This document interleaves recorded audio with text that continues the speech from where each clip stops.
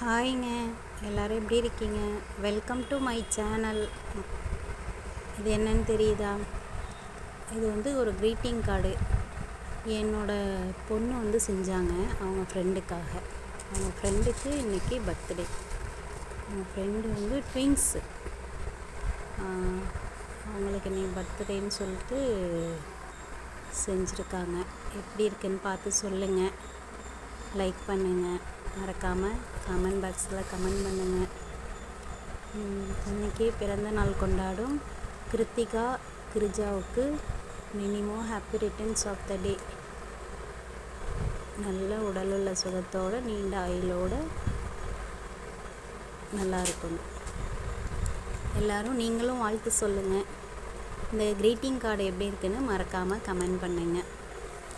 பாப்பா அவங்களே செஞ்சுருக்காங்க.